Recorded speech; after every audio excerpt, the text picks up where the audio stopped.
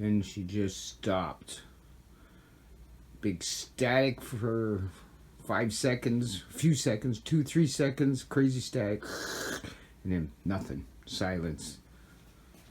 I open her up, and them tubes are fried. EL34s, Marshall EL34 tubes. And this one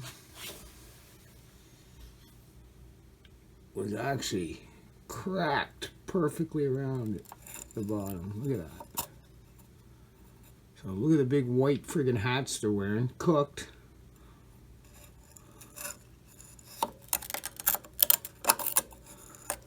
And cracked. And the 12AX7 preamp tubes, look at this guy. This is the way he was sitting, not all the way in, all crooked.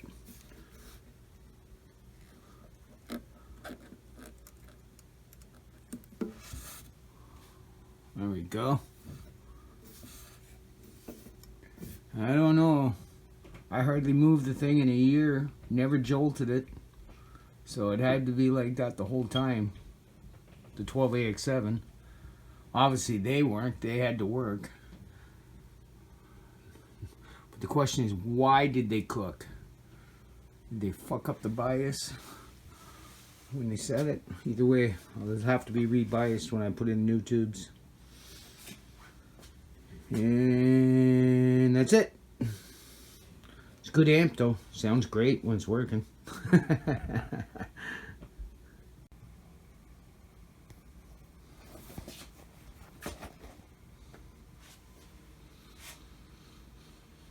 There should be in all her glory. Ordered those tubes that were burnt. I showed you last. Oh, by the way, it's 17 months that this thing was running.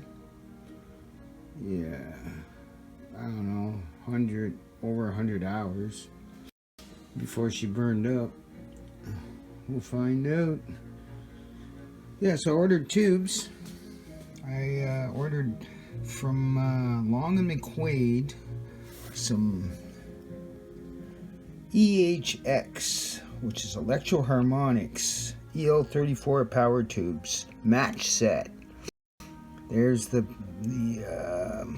SKU number 729272. Everything matches. Electro-Harmonics. That's what I wanted.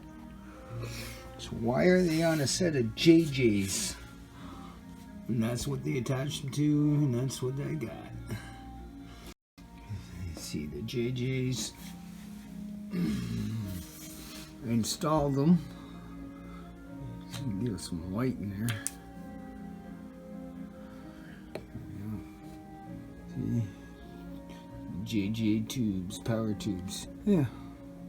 So, and I had to get a biasing adapter or biasing probe. So the tube plugs into the probe, then it plugs into the socket on the amp. So the current's going to pass through the probe and be measured by the multimeter it's plugged into. This is how I'm going to bias the current that goes to the, not the plate, but the cathode, or whatever the hell it's called. I watched a lot of videos, man, to learn about this. Yeah, so that's for biasing it when I fire it up. But so I get it all ready to go, and I decide, because I had to open up this to do the biasing through a little trim pot right there. And that's how you adjust the current to the power tubes, by turning that. It's like a variable resistor idea. Yeah, so, and I start looking around, making sure nothing's burnt, nothing else is burnt. And sure enough, comes and hooks aboard the first FS1 fuse. She was blowing.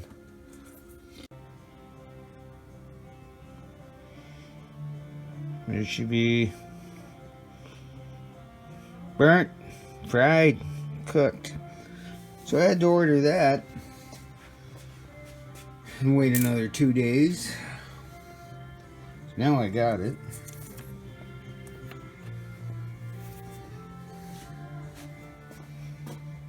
Yeah, that's a good one.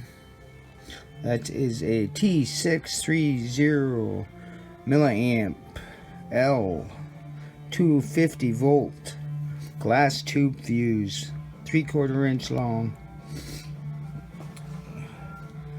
Alright, I'll install all that and come back.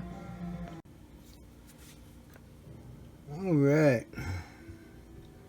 got that fuse in there, FS1. It's all good to go. Everything else looks good. Got power on. Hooked up.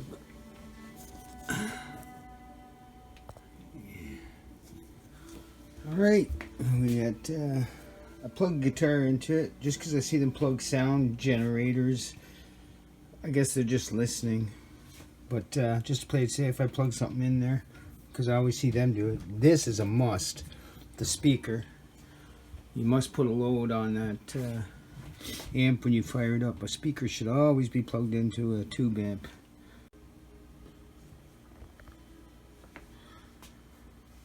Alright, so yeah, like I said, we're ready to go.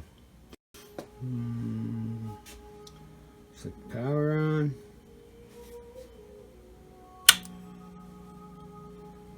I hear a hum.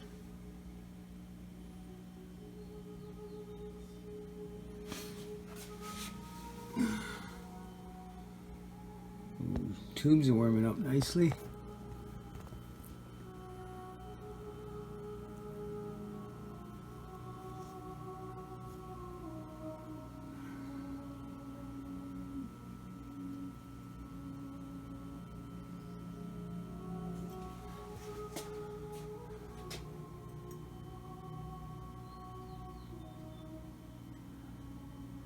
I'm looking for 33 for optimum, what I suspect is optimum for this.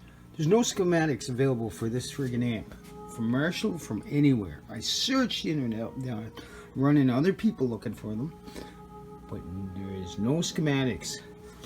This is 18, 19, 20, 20, 21. This is 4 years later. 21. Yeah, it's going to take 5 minutes to warm up. Get the tubes good and warm. We'll see where we're at.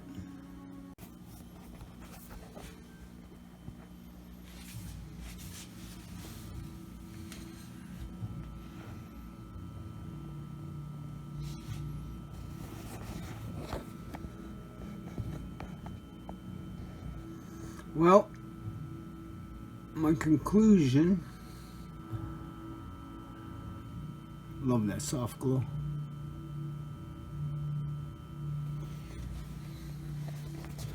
Everything's looking good. Everything's working, but this is where my problem is. So I said that trim pot is to change the current on the cathode, adjust to the current that's flowing. And there's an ideal current for the plate voltage. The plate voltage should be around 450 volts. And my current should be around 33, which is the average. So 24 to 41. That's the range, thereabouts. Everything I can gather. I don't have a plate voltage because I ain't messing around jumping these pins to figure out which one's which. It's a little confusing. I just don't want to fuck it up. When there's a good tool by Eurotubes, that's a probe that hooks up to this that gives me my plate voltage and my current on the same damn meter, 2 different displays. Then I can control the voltage or the current while I watch the voltage to make sure, because I got 23, which to me is cold.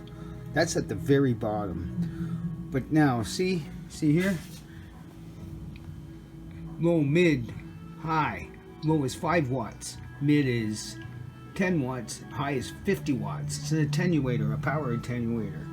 Some kind of, I forget what Marshall calls it, but they control the voltage to the main rail and that. So, nobody's ever really discussed this when you of different settings, because watch the current on the tubes when I come down to 10 from 50 watts. Here we go. Boom. 50 milliamps. 49. So 50. So it just doubled. But what's my plate voltage? Did it drop? It should have dropped. And I'm assuming that's why that goes up. But the dissipation factor, the wattage, that tube, the maximum should be for an EL34 is 25 watts. Yeah. Here we go. I'm going to go down to, boom, 61 milliamps. That'd be way hot. That's way hot. So, does this contribute to the life of the tubes? Yeah, I need to know the plate voltage when I switch this attenuator.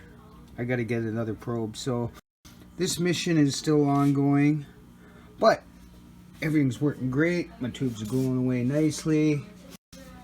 And, see, drop her down back to 10 watt. 49, you know.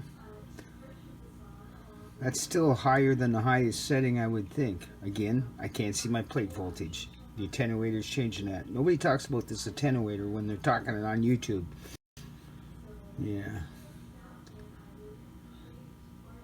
And boom, 50 watt. Then it should kind of go as cold on the milliamps, on the current, the cathode current. I need to see the plate current too. I know there's ways to do it. Well, I'm not taking a chance. First of all, there's 450 fucking volts in there. Freaking flatten my ass dead.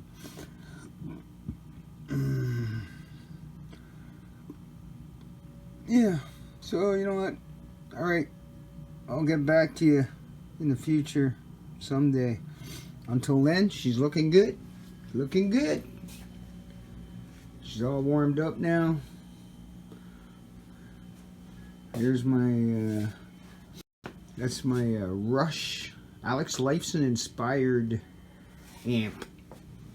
They had a kind of a steampunk tour kind of thing back in 2012 or something. I don't know. I seen their amps.